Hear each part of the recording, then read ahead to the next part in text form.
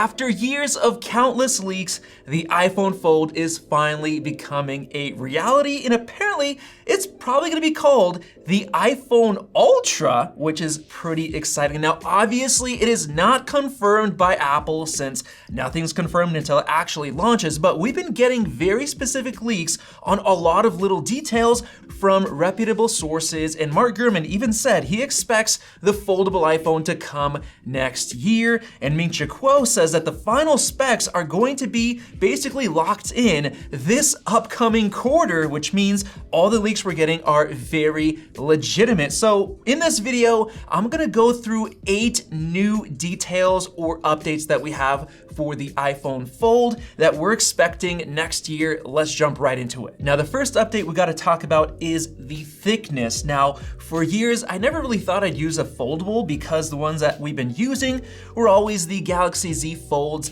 They were always very, very thick, and to me, it just wasn't worth the sacrifice of having that thickness to use a bigger screen. But this right here is the Oppo Find N5. It came out recently and it completely blew me away because it is super thin. Check this out, 4.21 millimeters thick when unfolded like this with the huge display. And it literally just feels impossibly thin in the hands. I don't know how they achieved this, but it's killer because the battery life is still great, has a Snapdragon 8 Elite chip, so performance is great. And then when you fold it up, it's just slightly thicker than an iPhone 16 Pro Max. So there's really no sacrifice to using it. So this Oppo Find N5 folded down is 8.93 millimeters compared to 8.25 on the 16 Pro Max.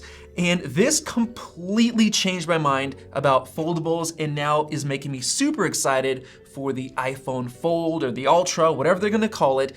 And Ming-Chi Kuo recently said that the iPhone Fold will be between 4.5 to 4.8 millimeters when unfolded and 9 to 9.5 when folded down. To me, I think they'll probably go for the smaller and thinner numbers, especially since this thing came out. And it's gonna be a huge deal because it's gonna be barely thicker than the iPhone 17 Pro Max that's supposed to come later this year, because that model is actually getting thicker, 8.75 millimeters. So there's only gonna be a difference of 0.25 millimeters between the 17 Pro Max and the upcoming iPhone Fold. Maybe that's why they're making the Pro Max thicker, to make it seem like basically having no sacrifice for getting a foldable phone that can literally just unfold like this in an instant. But having something that thin is gonna be a game changer, basically having no sacrifice at all compared to using a regular phone. And this brings me to detail number 2, which is dual displays. Now, according to the leaks and rumors, we're gonna have a 5.5-inch display on the outside like this, which is very important because you don't wanna have a crappy experience on the front, which forces you to always have to unfold to get the better display. You want it basically matched on both sides, and the Oppo N5 did a great job at this because the quality is the same both inside and out. You have 120 Hertz, you have the color gamut, which is the same, the brightness, it's the same on both. So that is a must if you want a great experience, making you feel like you're using a regular smartphone when it's not unfolded. Very, very important. And then according to the leaks, when you unfold it, you're gonna get a 7.8-inch display, which is great because it's almost as big as an iPad mini, which is 8.3 inches. So you're getting the best of both worlds.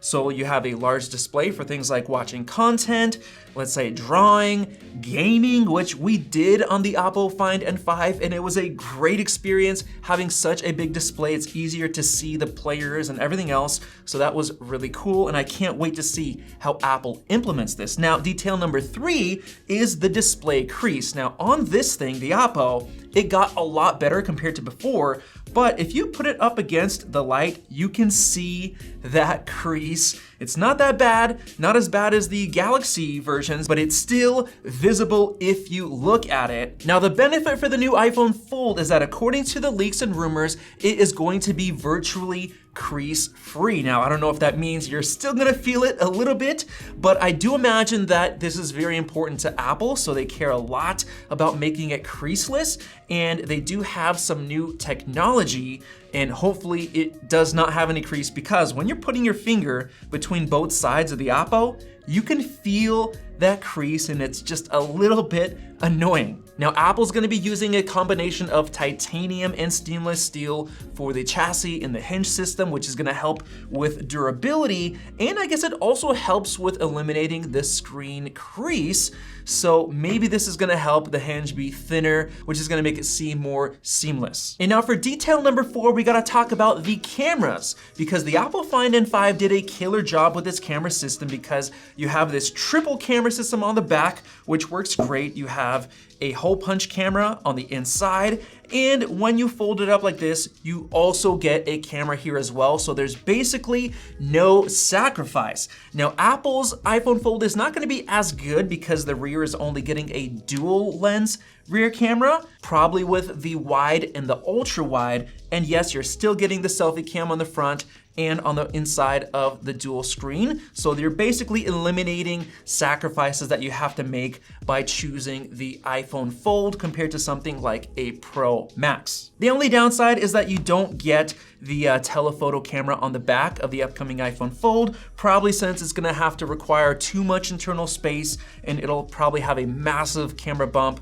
which Apple doesn't want to do, but I think it's still gonna work great. Now, moving on to number 5, one of my favorite features of the iPhone is Face ID, where it magically just unlocks by scanning your face. Well, I guess we're not gonna see that with the iPhone Fold. We're just gonna have this side button that's gonna have Touch ID built in. So it's gonna be nice, but just not as nice as Face ID. I personally will still probably buy it. I'll suck it up. I'll get used to Touch ID, but Face ID is likely an issue with the thickness since they're trying to go down to 4.5 millimeters on the side. That's probably tough with fitting Face ID sensors on the inside, so I guess it's not too big of a sacrifice, but I still wish they'll have it. And now we've got to talk about number 6, which is battery life.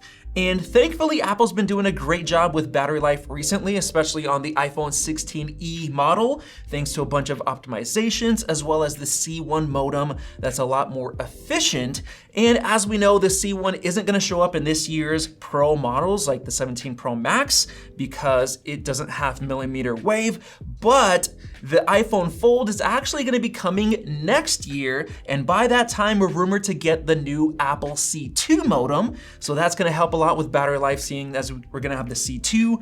We're gonna also have the custom Wi-Fi modem coming as well, so all of that is gonna help with battery life. And we have gotten rumors that Apple is gonna be switching to a new high-density battery cell in the upcoming iPhone 17 Air because it's so thin, and those same cells are gonna be showing up in the iPhone Fold as well, so I think it's gonna have battery life just as good as the other iPhone models, maybe even better than the regular models, because when you have such a big span of the display, like 7.8 inches, you have a lot of room to stick in battery cells. Even though it's super thin, you can spread them out and double them, so that should get us some awesome battery life. And now moving on to performance with number 7, we recently had a very disappointing report saying that the 2nm chips from TSMC are going to be getting delayed by an additional year, but thankfully that rumor was redacted. So yes, we will be getting a 2nm 820 series chip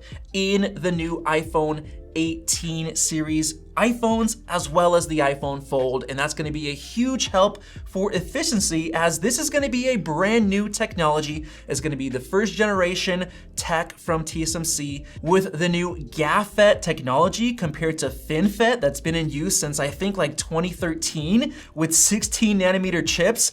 We're finally getting a brand new GAAFET tech now, which is basically gate all around transistors, which solves a bunch of problems like power leakage. And this should be a huge help for helping the battery life in the iPhone Fold, and the performance per watt is gonna be great as well. And now the last thing we gotta talk about is pricing for number 8. This right here is gonna be a tough pill to swallow because according to the leaks, like Ming-Chi Kuo is saying, it's gonna be between $2,000 and $2,500. That is extremely expensive, and it likely shows that Apple is not gonna be selling very many of these. It most likely is gonna be a niche product for lovers of tech like myself, but I really hope that they stick to a pricing somewhere around $19.99 to avoid another Apple Vision Pro situation where it's so expensive that a ton of people returned it, including a lot of techies like myself. I mean, $3,500 is insane for the functionality that it has. But once again, the iPhone Fold situation is gonna be different because it's something you use every day as your regular smartphone, so it's gonna be very useful, but it is gonna have kind of lower turnover where people are gonna buy it and stick to it for longer because of that expensive price tag. The only difference would be if this gives it an AirPods moment where the iPhone Fold goes viral, everyone loves it, and it sparks a massive upgrade cycle, especially if Apple can find ways to make it truly special compared to the iPhone experience that we're all used to. So with all that said and all those details done, I think Apple is going to kill it with their iPhone Fold since they waited long enough, just the right time for all the battery tech, display tech, chip tech, everything to get good enough, especially with Apple's custom modem and custom Wi-Fi and Bluetooth chips coming out. I think all of that's gonna come together to create a killer foldable phone. I think it's gonna be the best in the business, and I am super excited for it. So let me know your thoughts down in the comment section below. Subscribe above and check out those two videos right there. Thanks for watching, and we'll see you in the next video.